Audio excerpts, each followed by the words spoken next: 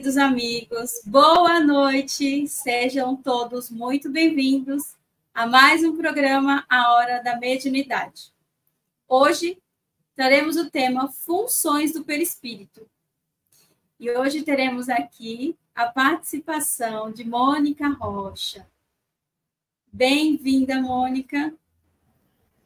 Obrigada, Liliana. Obrigada a todos pela oportunidade, né, da gente conversar sobre a doutrina espírita. É sempre uma honra, é sempre um prazer. Mônica, vou te fazer a primeira questão. Certo. Sabemos que o espírito evolui e o perispírito acompanha essa evolução?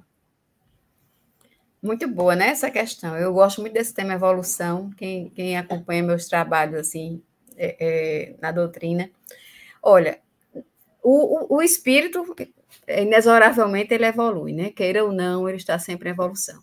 O perispírito não é que ele propriamente evolua, mas como ele é o reflexo do espírito, ele é a exteriorização material do espírito, né? É o corpo do espírito. Então, ele se modifica para que essa evolução do espírito se concretize também na parte material. É muito interessante a gente ver, né, os conceitos, né, da doutrina espírita que a gente encontra, principalmente na codificação. Quando a gente vai para a codificação, a gente vê que Kardec faz em dois momentos do Livro dos Espíritos, Kardec faz a pergunta, que é espírito, né? E na questão 23, os espíritos respondem o princípio inteligente, que seria o princípio inteligente, e depois, na questão 76, os espíritos respondem o ser inteligente da criação. Então, nessas duas perguntas, né, existe aí como se fosse um lapso de tempo de evolução, o ser, né, o princípio espiritual e o ser inteligente da criação. Quando a gente vai ver também no Livro dos Espíritos, no livro A Gênese também, Kardec aborda, os espíritos abordam, que nossa evolução, ela se dá de quando nós fomos criados pelo Pai, né? Simples e ignorantes. Está lá também no Livro dos Espíritos, nós fomos criados simples e ignorantes, mas também com um propósito, com um destino inexorável, que é no nosso aperfeiçoamento e a nossa assim, ascensão à condição de um espírito puro. E isso se dá através de um processo longo na evolução. Mas para que nós possamos sair do simples e ignorante para o ser, né, inteligente da criação e depois o arcanjo, como está lá na questão 540 do Livro dos Espíritos, a gente precisa ver que é uma longa caminhada. Então, nós passamos anteriormente, antes de chegarmos ao reino huminal, ao reino dos seres humanos, nós passamos pelos reinos inferiores da natureza. A gente chama inferior, não porque seja menos importante, que seja inferior pela questão do grau evolutivo, tá? Que a gente passa por todas aquelas classes, desde a ameba aos organismos mais simples, para que nós cheguemos a aprender, através da experiência na matéria, para que essa experiência, o espírito, vá desabrochando as suas potencialidades. E também, na questão, também no Livro dos Espíritos, os espíritos nos perguntam se o espírito, né, ele tem um corpo, ou ele é apenas uma flama, um clarão, algo altamente assim, abstrato, que não... E os espíritos, eles se revestem de uma forma. E essa forma, que a gente diz que é material, os espíritos usam essa terminologia semimaterial, a gente vai falar sobre isso, mas que tem a forma, é justamente o perispírito. Então, esse perispírito é o corpo do espírito quando desencarnado. E quando encarnado, é o elo, ou a ligação entre o espírito e o corpo, e o corpo. Porque o espírito é muito licenciado para que ele possa agir sobre uma matéria muito grosseira, como é uma matéria do corpo físico, ele precisa de um intermédio, e esse intermediário é justamente o perispírito. Então, esse perispírito, através dessas longas experiências em todos os reinos da natureza que nós já vivemos, como o reino vegetal, o reino animal, e depois adentramos ao reino nominal, ele vai se aperfeiçoando, ele vai assim adquirindo essas experiências. tem um livro que eu acho assim perfeito, né? Gabriel Delany, que é Evolução Anímica. Ele explica isso muito bem, porque a codificação ela traz isso, mas ela de forma a nos dar a ideia, né? De nos apresentar as questões, mas Gabriel Delany ele explica isso assim de uma forma maestral nesse livro, A Evolução Anímica, que eu acho que até Evolução em Dois Mundos, escrito depois por André Luiz, é até um complemento da Evolução Anímica. Quem não já leu, lê, que é um livro muito bom. Então, nós vamos adquirindo essas experiências, e essas experiências vão ficando meio que o perispírito, ele vai se aperfeiçoando como instrumento, porque a matéria é um instrumento do espírito, como instrumento para que o espírito possa se exteriorizar. Por exemplo, eu vou colocar um exemplo para ser uma coisa bem mais simples. Nós aprendemos um dia, quando estávamos lá atrás, né, a respirar. Hoje, o nosso ato de respirar, ele é inconsciente. A gente respira, a gente não fica, vou expirar, né? A gente faz de forma inconsciente. Quando aprendemos isso? Quando isso foi, assim, de forma indelével, de forma incrustado em nossa memória. Há longos e longos períodos atrás, como espírito, na nossa evolução como espírito. E essa nossa experiência, ela foi registrada pelo espírito, nossa memória, mas o perispírito, ele, como uma matéria de exteriorização do espírito, ele vai se amoldando, ele vai se aperfeiçoando para melhor o espírito agir sobre a matéria e melhor o espírito expressar as potencialidades que ele vai desabrochando ao longo da sua evolução. Né? Então, isso é muito interessante, a gente vê essa questão da evolução. Então, a gente vai dizer assim, então, nós temos hoje o perispírito, né? Nosso corpo físico, digamos que eu desencarne hoje, o meu corpo físico vai ser o meu perispírito, né, que eu vou ter lá no mundo espiritual, e esse perispírito, ele vai exprimir, ele foi construído até então por mim mesma, nesse processo de evolução, para poder exprimir aquilo que eu já conquistei como espírito. Por isso que Jesus tão bem disse, a veste nupcial. Nossa veste nupcial, né? Como Paulo também falou, né? O corpo espiritual. Semeia-se corpo material, colhe-se corpo espiritual. Então, nessas nossas longas reencarnações, nos mais diversos reinos da natureza, nós vamos aformoseando, nós vamos aprimorando, e por não dizer também evoluindo, né? Essa nossa forma, o nosso instrumento de trabalho como para nos realizar como espíritos. Né? Então, a gente vai... Então, o perispírito é isso. Nós, muitas vezes, hoje, né, nós temos a capacidade de pensar, né, de emitir ondas mentais, e essas ondas mentais constroem palácios, umbrais, mundos e tantas outras coisas, né? A partir do momento que nós pensamos. De onde veio isso? Isso foi uma construção, isso foi um processo longo de evolução, né? E o nosso perispírito também, ele é um instrumento através do qual nós vamos tanto expressar o nosso pensamento, plasmar esse pensamento na matéria, como também emitir o pensamento, como também absorver os pensamentos de terceiros. Isso tudo por um processo que nós evoluímos, né? Através dos evos, através dos tempos. E eu acho isso uma questão muitíssimo interessante, Liliana. Você tem alguma coisa a lembrar aí, né? O perispírito, ela é uma parte integrante da alma, ou do espírito, né? Eles não se separam nunca. Que foi o início da questão foi essa, né? Que se ele progride junto com o espírito, né? Então, por ser essa parte integrante do espírito, eles não se largam, vamos dizer assim. Porque o espírito, ele precisa de um instrumento, né, material para ele se expressar.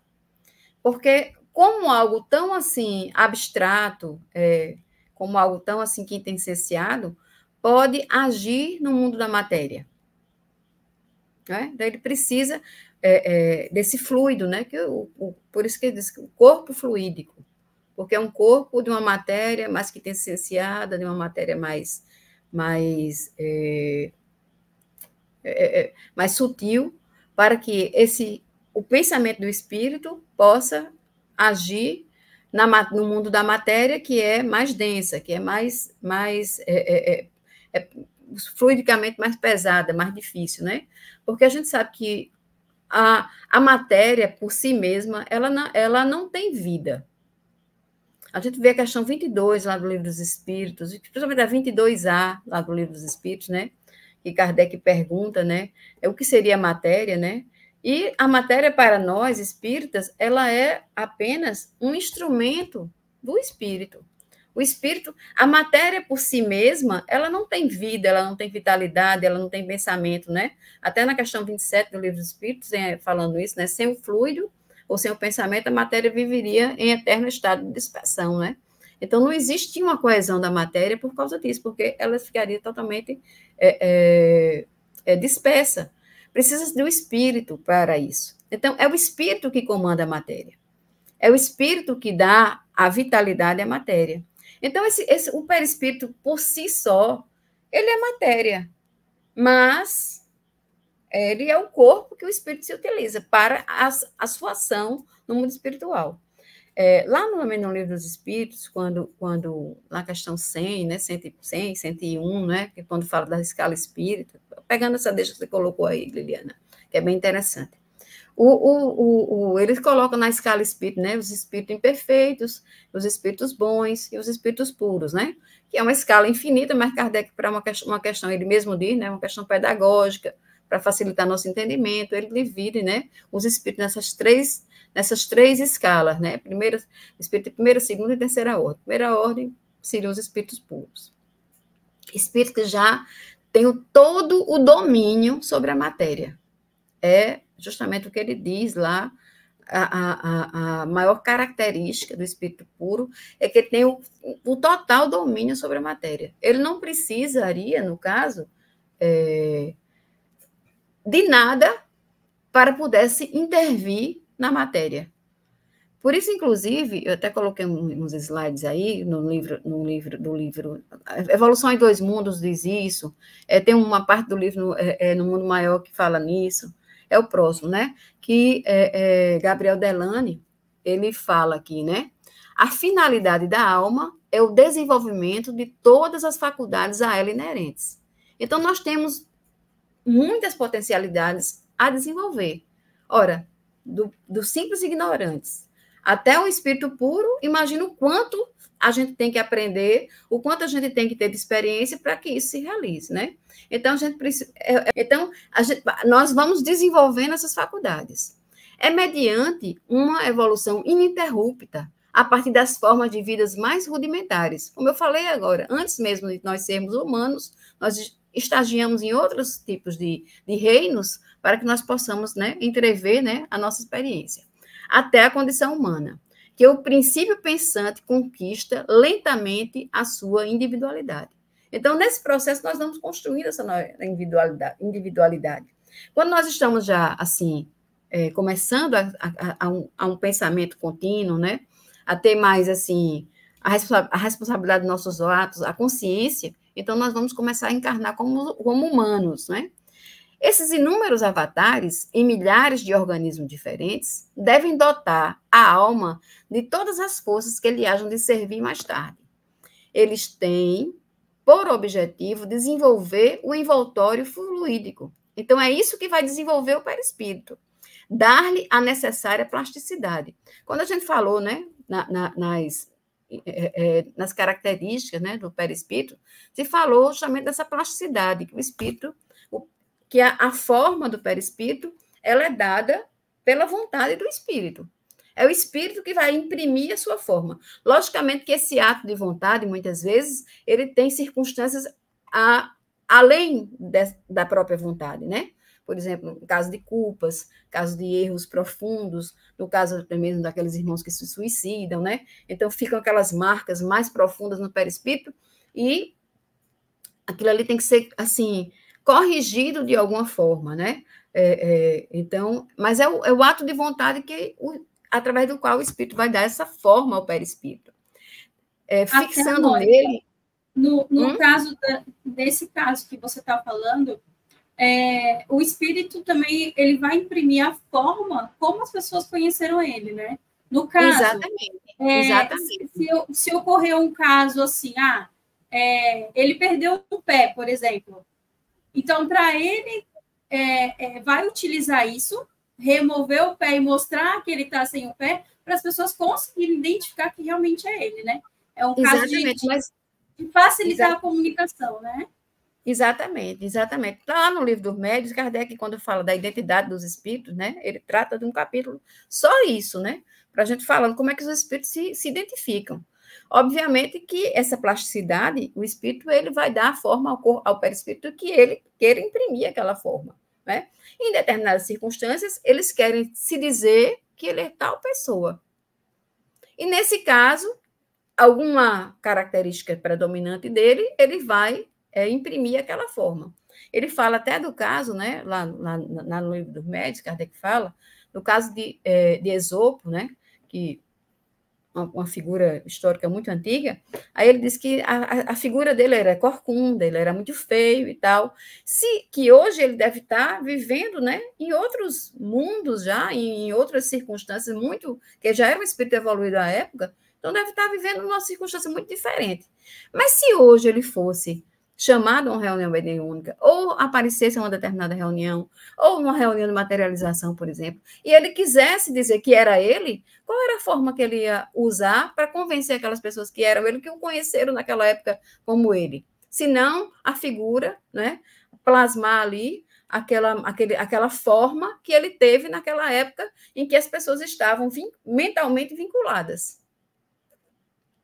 Aquela forma não existe mais para ele atualmente, né? Ele deve estar com outro corpo, com outra totalmente diferente, mas para que ele seja reconhecido, né? Então, por exemplo, alguém que queira se tornar tangível, visível a outra pessoa, ou mesmo até mesmo através da clarividência, o espírito vai tomar a forma do perispírito daquela maneira que aquela pessoa me conheceu na época, né? Digamos, minha avó, uma pessoa que eu amo, adoro.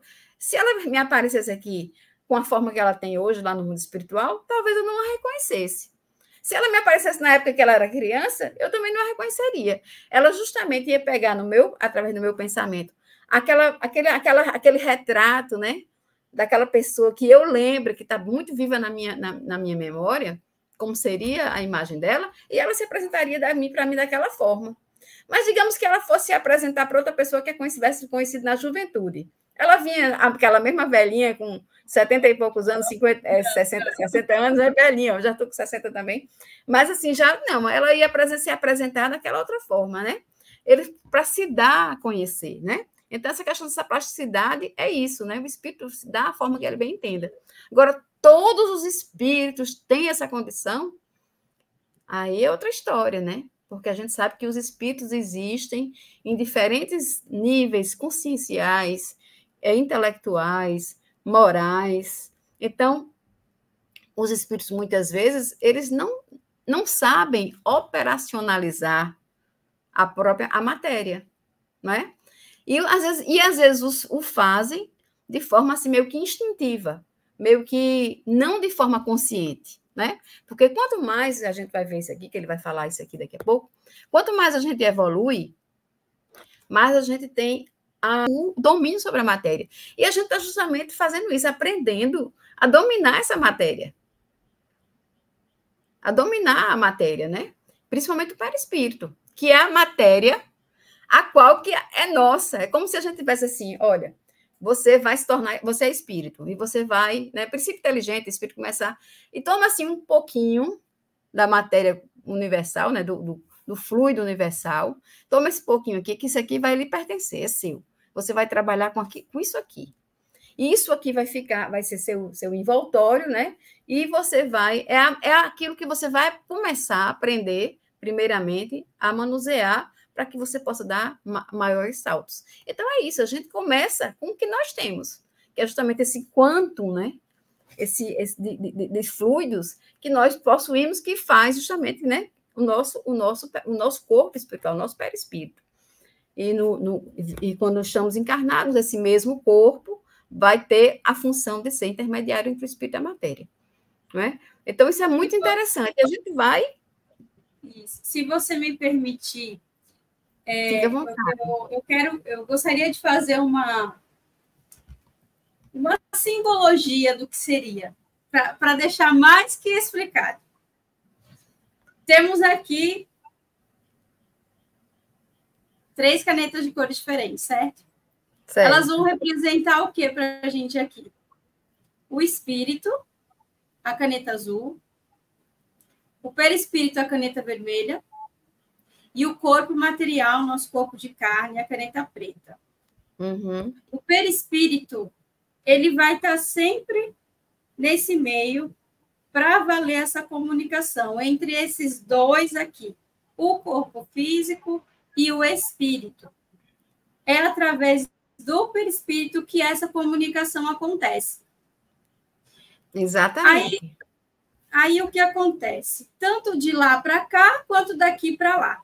Eles se conversam através do perispírito. Exatamente. É o fio condutor, né? O fio elétrico condutor, como diz Kardec lá no livro dos Médiuns. Isso. Aí, assim, o espírito é o que comanda tudo isso aqui. Exatamente. O espírito é o princípio inteligente, é o que sente, é o que decide. Em cima desses dois aqui. Exatamente. Esses dois aqui são matéria. O que vai dizer é o mundo onde ele vive. Mas os dois são matéria. O perispírito é uma matéria semimaterial e aqui o nosso corpo físico, que é material. Então, essas duas matérias, elas só têm vitalidade por causa do espírito. Sem o espírito, elas não têm vitalidade nenhuma. Não servem para nada. Exatamente. O nosso corpo físico, a gente desencarnou. Essas duas permanecem. O espírito, ele vai precisar sempre de um corpo para poder existir e para poder viver, trabalhar, enfim. Eles sempre vão estar ligados, sempre juntos, nunca vai existir um espírito sem perispírito. E o perispírito sem o espírito. Nunca vai existir. Então, é tudo o que a Mônica estava colocando aí. Que não importa o mundo onde o espírito esteja, ele vai sempre necessitar do corpinho dele lá, que vai ser entregue através do fluido cósmico universal. Isso mesmo, exatamente. Agora a gente vê que lá, né, também no livro você fala nos mundos, né, que dependendo do mundo em que ele encarna, né, mas sempre vai ter o perispírito, né, que é o agente transmissor, né, das ideias do espírito, dos sentimentos, da vontade, da moralidade. Agora, Kardec, os espíritos, né, lá no livro dos Espíritos, nos diz que quando nós vamos encarnar em outros mundos, os fluidos que vão formar esse perispírito, eles serão os fluidos daquele mundo, né, em que a pessoa vai encarnar. Digamos que eu vá encarnar em Marte, ou qualquer pessoa vai encarnar em Marte, os fluidos que constituem a matéria do planeta Terra, ela é como se fosse assim, vamos usar esse termo, incompatível com o outro globo. Então, aquele espírito, através do corpo mental, ele vai formar um perispírito com a matéria daquele outro globo. Aí, por exemplo, então isso significa que todos os habitantes do planeta Terra têm um perispírito igual? Não, né? Por quê? Aí entra na pergunta que você começou a me fazer.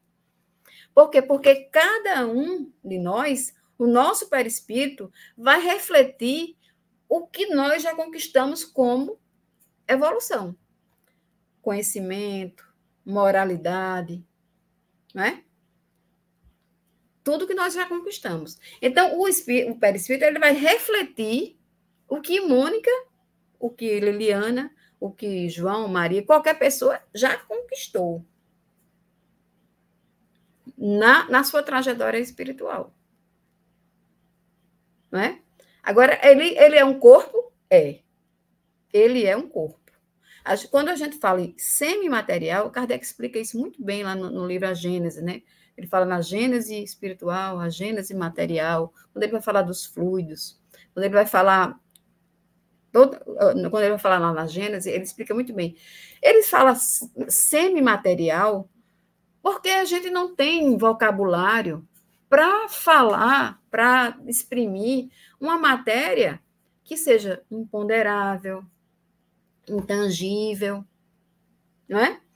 Eu não posso falar daquilo que eu não toco, daquilo que eu não posso... É difícil a gente conceituar, né, definir aquilo que eu não toco, aquilo que eu não pego, aquilo que eu não tenho a menor ideia do que seja. A gente já tem dificuldade em definir as coisas no plano físico, até os sentimentos que nós temos, que são coisas abstratas, imagine a matéria. A gente não tem vocabulário, a gente não tem ideia, né? Então, ele se utilizou esse nome semimaterial para falar de uma matéria que não vibra na mesma faixa que nós conseguimos aprender, que nós conseguimos sentir, que nós conseguimos medir, que nós conseguimos ver, que nós conseguimos ouvir. Então, semimaterial, porque é uma matéria mais rarefeita, uma matéria de forma diferente, mas é matéria, é um corpo material. Quando a gente vai lá no livro de André Luiz, né, falando isso, a gente vê que lá, a gente pega, por exemplo, um livro como Libertação, né, eu li até um dia desse para fazer um trabalho, e a gente vê espíritos altamente materializados no mundo espiritual, com perispíritos muito grosseiros, utilizando-se de armas, vivendo numa cidade... muito chama até da cidade estranha, né? Se utilizando das formas, muitas vezes, animalescas. É o perispírito exprimindo ali a condição espiritual daquele ser. Então, se aquele perispírito, quando ele encarna no mundo físico, aquele perispírito, ele está constituído dos fluidos mais pesados do nosso globo. Mas a partir do momento que o espírito ele vai se eterizando, ele vai se desmaterializando, ele vai se evoluindo, os fluidos que vai ser constituído no nosso perispírito, mesmo sendo os fluidos da matéria do planeta Terra, do nosso globo, eles vão ser mais sutilizados. Ele vai ser de uma matéria mais rarefeita, de uma matéria mais pura. Mais pura não é nem o termo, mas assim, mais leve, mais sutil. Então, aí a gente vê que realmente o perispírito vai exprimir a nossa evolução, não é? Então, e ele vai... E se esse perispírito, a gente viu isso muito bem no último livro, Os Mensageiros, né? Aí ele estava, o corpo bem, né? Ele estava ali numa atmosfera bem pesada, tudo. Aí, de repente, quando ele muda, as suas características físicas mudam com ele. Ou seja, o seu perispírito, ele mudou. O corpo, a mente, né, de certa maneira, plasmou naquele corpo, no seu perispírito, as modificações da sua própria intimidade, da sua própria alma. Né? Então, a gente tem... Então, assim, o perispírito ele vai exprimir a nossa evolução, né? Ele reflete aquilo que nós somos. Mônica, próxima questão. O que podemos entender sobre a função individualizadora? A gente acha muitas vezes que essa individualidade, né? Essa função individualizadora do espírito, ela se dá através da forma. Será? Será que é a forma que nos define? Aí vamos para a questão 79 do Livro dos Espíritos, para a gente entender isso, né? Pois que há dois elementos gerais no universo, o elemento inteligente, se a pergunta de Kardec, e o elemento material. Pode-se-á dizer que os espíritos são formados do elemento inteligente, como os corpos inertes o são do elemento material? Aí ele diz, é evidente. Os espíritos são a individualização do princípio inteligente, como os corpos são a individualização do do princípio material. Passa a próxima pergunta, por favor. É a próxima pergunta. O envoltório semimaterial do espírito tem formas determinadas e pode ser perceptível? Sim, tem a forma que o espírito queira. Foi aquilo que a gente disse. Então, quando a gente fala na função individualizadora do perispírito, que vai individualizar o perispírito, a gente não está falando em forma. Até porque nós temos a questão da plasticidade, que o espírito dá a forma que ele queira. Então, não é forma que a gente está falando. A gente está falando de que tipo de energia, de reflexo, aquele perispírito demonstra. Aqui no nosso mundo físico, o que nos identifica como Mônica, como Liliana, como fulano, cicrano, é o nosso CPF, a nossa identidade, a nossa impressão digital, não é? E o que é que caracteriza a individualização do espírito? Porque é o espírito que se individualiza. Não é o perispírito que se individualiza, é o espírito que se individualiza. E o que é que caracteriza essa individualização? É a sua trajetória evolutiva.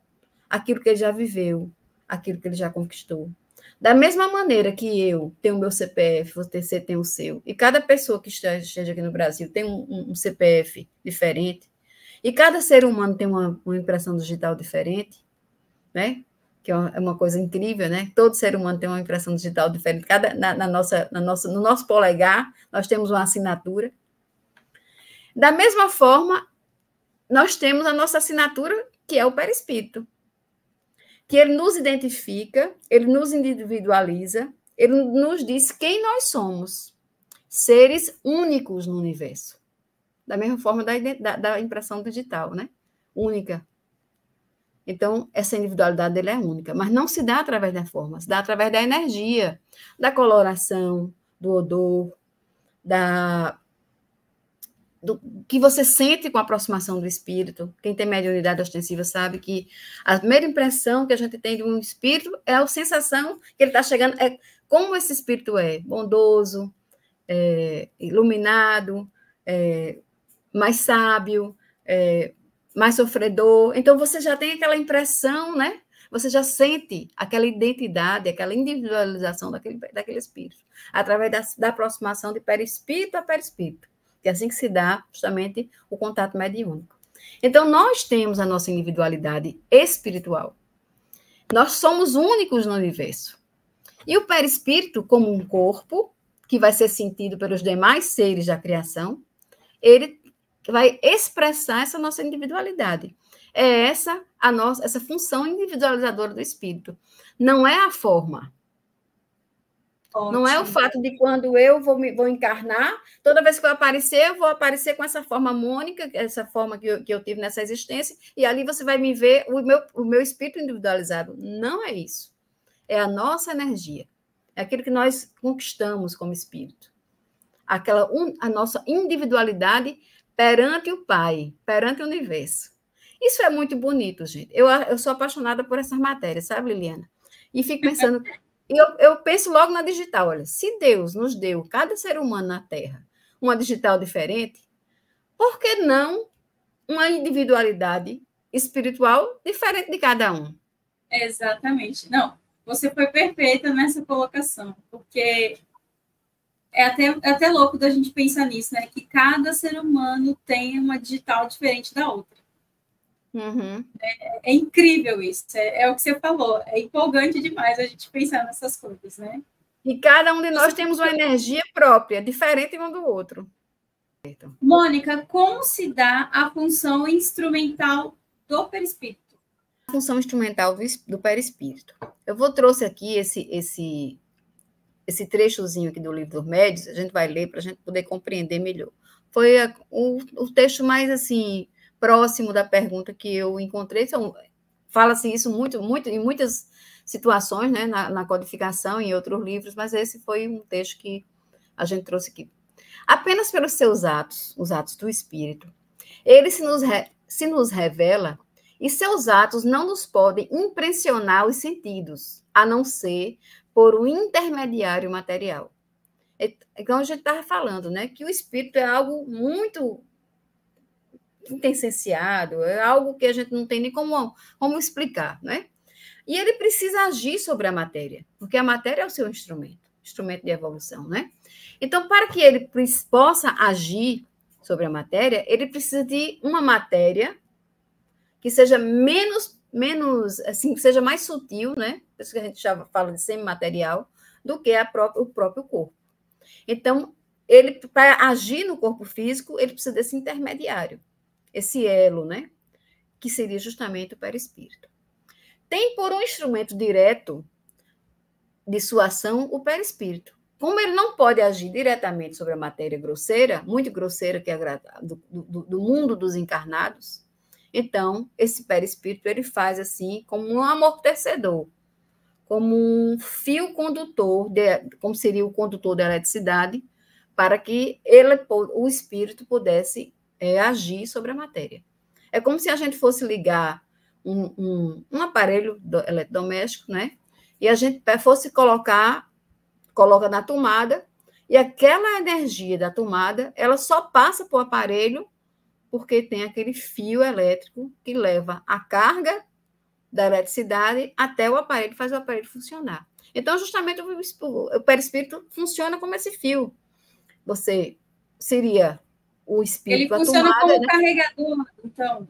Exato, como um carregador. Então, ele vai, passa por aquilo ali para poder manifestar o seu pensamento, sua vontade, seus atos, através da matéria. Né? Ora, o perispírito é matéria. Está lá, gente. Estou lendo aqui um trecho do livro dos médios. O perispírito é matéria, conforme acabamos de ver. Kardec trata isso um pouquinho antes. Depois, serve-lhe também de agente intermediário o fluido universal. Eu já vi aqui que vocês já trataram sobre fluido, né? Então, todo o universo, ele é preenchido por esse fluido universal. É como diz André Luiz, né? Estamos imersos nesse fluido como peixes no oceano. Então, esse fluido é justamente onde se transmite é o agente através do qual se transmitem os pensamentos, se transmitem todas as nossas intuições que nós recebemos do alto, quando a gente leva uma prece, quando a gente faz uma prece, essa prece vai para algum lugar. A prece não fica só com a gente. Ela pode alcançar esferas muito superiores. Quem leva essa prece até lá? Esses fluidos. Quem vai trazer a resposta? Esses fluidos. É como se fosse uma internet, né? No universo todinha, gratuita, acessível a todo mundo, em alta potência. Então, essa seria... E não cai, não falha. Essa internet... Não falha, não deixa de cair, não. Ela está sempre ali, né? Quem pode cair é a nossa vontade de acessá-la.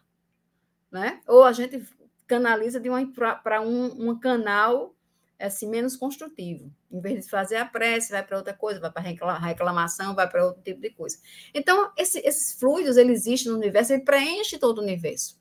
E é através desses fluidos que todos nós, espíritos, encarnados e desencarnados, estamos interligados. Mas como a gente vai aprender, a gente vai sentir as emanações dos outros, que podem vir dos mais variados lugares e tipos de energia no universo, quem vai fazer isso é o perispírito. Como esse fio condutor, ele vai trazer e levar para o espírito. Vou dar um exemplo, está lá no livro, Kardec fala muito bem nisso, né, quando ele fala das sensações, né, e sensações dos espíritos. Eu acho que é questão, não lembro da questão lá no livro dos espíritos. Por exemplo, como é que a gente vai sentir? O corpo. Você mesma disse, né, Liliana, que o corpo, sem o espírito, ele não é nada. Ele não tem vitalidade nenhuma, ele não sente nada, né?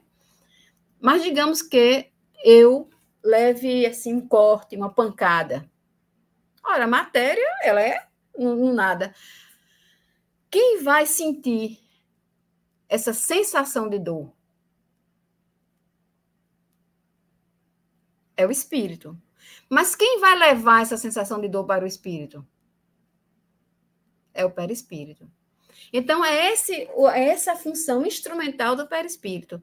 É servir de instrumento nos encarnados, né? A gente está falando dos encarnados especificamente, para que o que a gente receba através do corpo, o espírito sinta, e muitas vezes para que o que a gente apreende no mundo do mundo espiritual, a gente também sinta.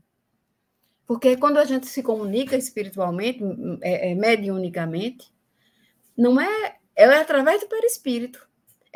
O perispírito também, esse agente, né? Esse fio condutor dessas informações. Então, essa é a função instrumental do perispírito. E para os desencarnados, existe também essa função instrumental? Existe. Já que ele não vai passar para o corpo físico, mas a ele que apreende, porque ele é o próprio corpo no mundo dos desencarnados. Entendeu? Então, essa se dá a função instrumental do perispírito, né? Aí ele coloca aqui, espécie de veículo sobre que ele atua, como nós atuamos sobre o ar para obter determinados efeitos.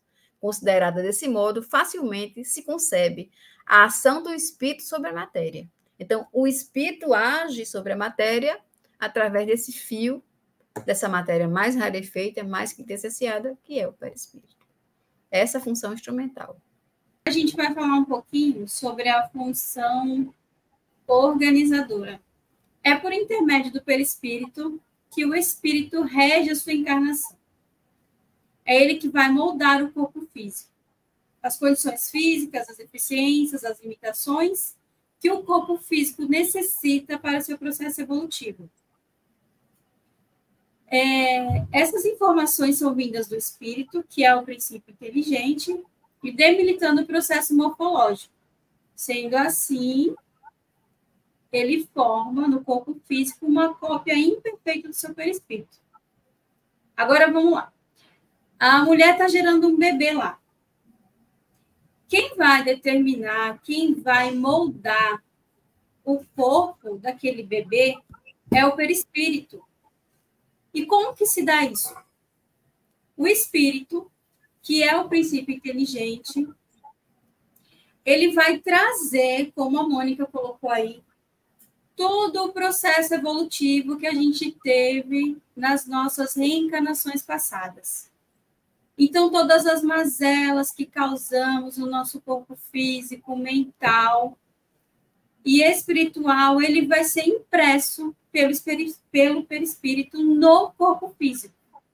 Daí é onde surgem as deficiências, pessoas que nascem com algum tipo de deficiência física, pessoas que nascem com doenças imunológicas, são vindas daí. O espírito, que é a mente que guarda aquela memória das nossas vidas passadas, ela transmite para o perispírito, que é o intermediário, e ele imprime no corpo físico.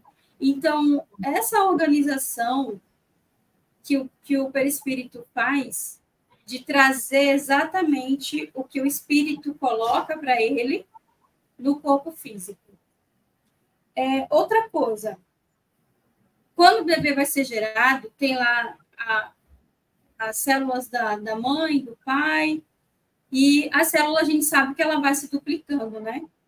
Se forma uma, através de um homem ou mulher, para fazer um bebê, e ela vai se multiplicando. E cada célula vai se formando para determinada parte do corpo. Então, a célula que vai criar o olho, a célula que vai criar o cabelo, elas se formam e elas se organizam com a ajuda do perispírito para fazer essa formação do nosso corpo. Mônica, você tem alguma coisa que você gostaria de acrescentar nisso? Eu gostaria de fazer só uma observação aí, Liliana, porque assim, uma coisa que nossos estudos, a gente tem uns grupos de estudo, somente a gente está estudando até agora o livro Memória Suicida. Uma coisa que a gente tem que ter muito assim, certa cuidado é na nossa concepção de justiça divina. A gente tem muito assim, muitas vezes, a nossa ideia ainda é voltar do olho por olho, dente por dente, né? Enquanto Deus é misericórdia, amor em absoluto, né? E a gente vê, assim, realmente, isso acontece muitas vezes, essas deficiências, né? Essas doenças, tudo, elas advêm do espírito. Muitas vezes acontece isso, né? Mas nem sempre ela é algo de imediato ou algo assim, que eu digo, um determinismo da lei da justiça divina para determinada situação, entendeu? Nem algo imediato.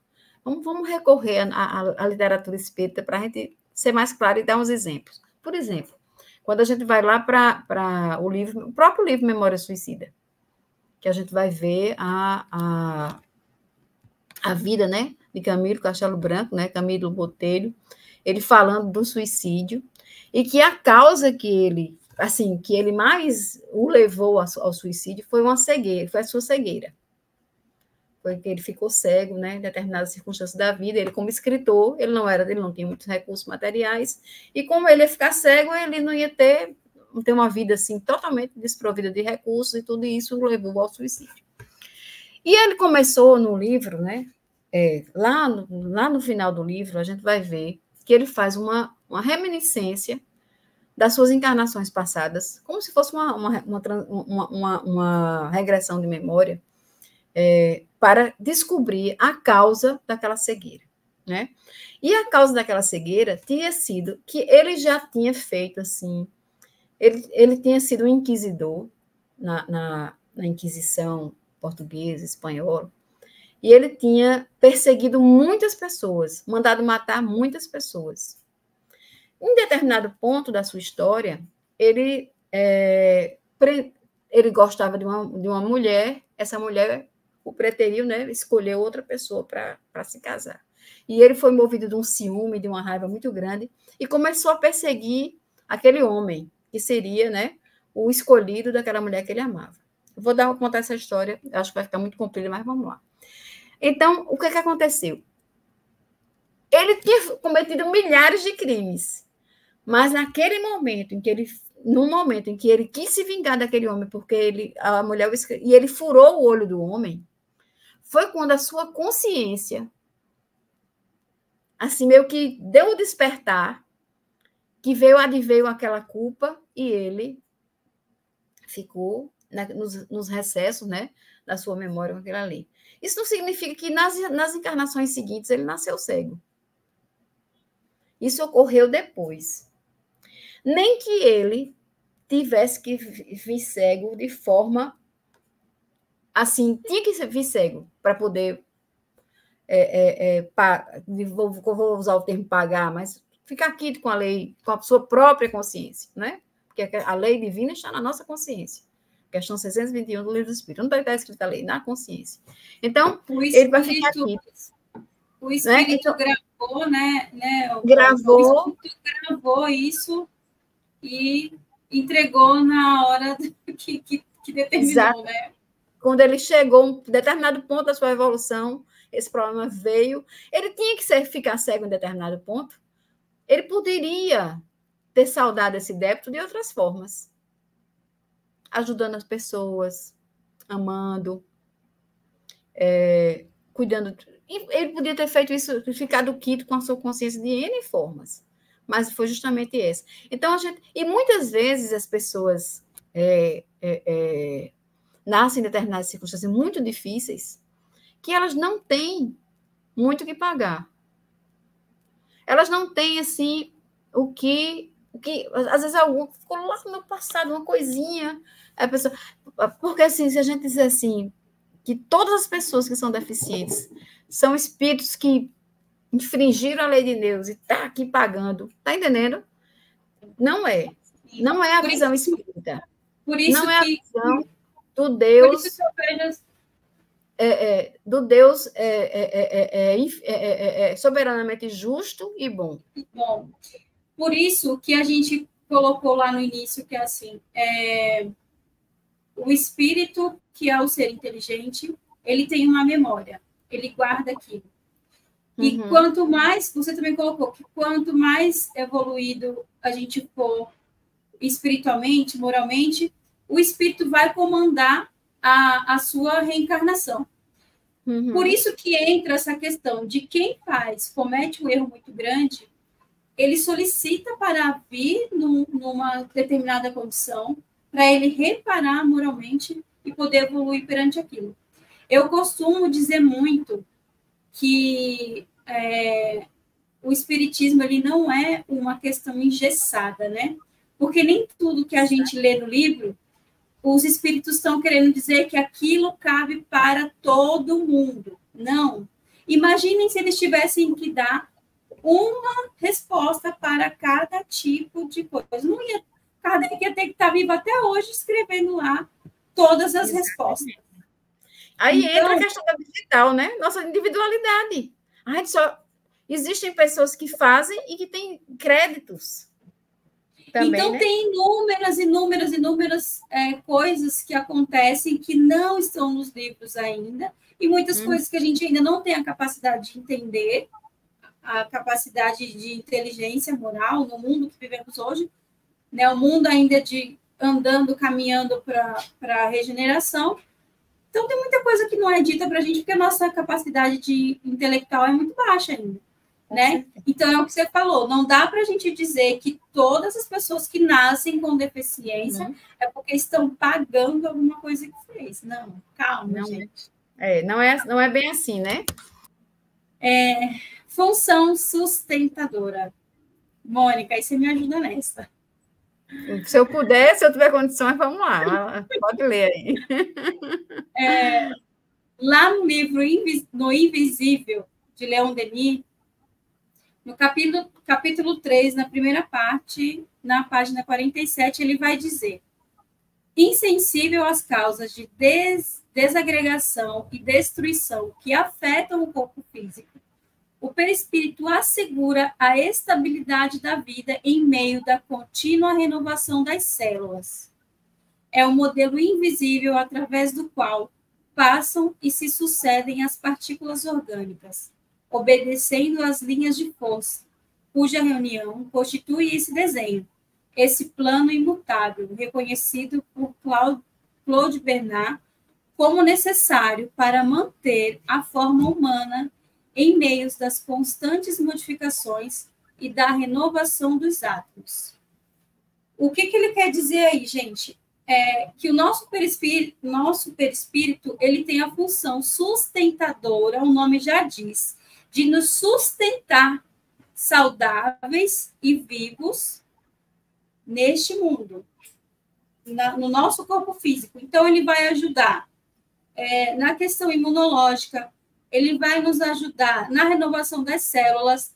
A gente sabe que a cada um período de anos aí, as nossas células elas se renovam, certo? Morrem e nascem-se novas. Então, é como se ganhássemos um corpo celular novo. Está aí a função do perispírito. Mônica, você tem alguma coisa para falar sobre isso? Eu vou dar um exemplo. Você lendo aí, eu lembrei do livro, eu acho que é Missionários da Luz, né? A Morte de Dimas. Acho que é o livro Missionário da Luz, não estou lembrada. É interessante, né? Quando Dimas desencarna, logo após que eles vão, né, retirar o espírito, né, o perispírito do corpo, começa a desintegração das células. O corpo entra em falência e as células começam, né? André Luiz relata isso muito bem, né? Como se fossem assim, organismos vivos atacando as células já começam a se desagregar. Quer dizer, a matéria que estava ali unida, que estava ali com a vitalidade, que estava ali, né, apta à vida, ela vai se dissipar, vai voltar ao todo. Porque é só uma questão de tempo. Porque depois que o corpo é enterrado, inumado, por uma questão de tempo ele se desintegra totalmente. Depois de uns anos, você pode desenterrar lá, tem os ossos, porque os ossos demoram muito, né, a se desintegrar, a matéria mais resistente, mais dura. Mas todas as células ali, elas vão se dispersar, elas vão voltar à natureza, elas vão voltar ao todo. Por quê? Porque justamente elas estavam ali juntinhas, né, agregadas, formando aquele corpo físico por causa do perispírito e do espírito, né? O perispírito como instrumento, o perispírito como ser pensante que está determinando aquilo ali. Quando eles se afastam, começa o processo de desagregação. Muito bom, Mônica. Naquele livro Na Hora do Adeus, ela também relata muito sobre esses desligamentos, né? Tem muita pessoa que vai desencarnar e fica ali meio que agarrado ainda, né? Não solta, não rompe o fio e fica se apegando às mínimas forças que o perispírito vai tendo ali de manter aquele corpo ainda vivo, né? É muito interessante. Aí sente toda a decomposição, fica ali ligado àquele corpo, sentindo todas, né, os vermes carcomerem o corpo e tudo, Isso. Por um processo de apego, né?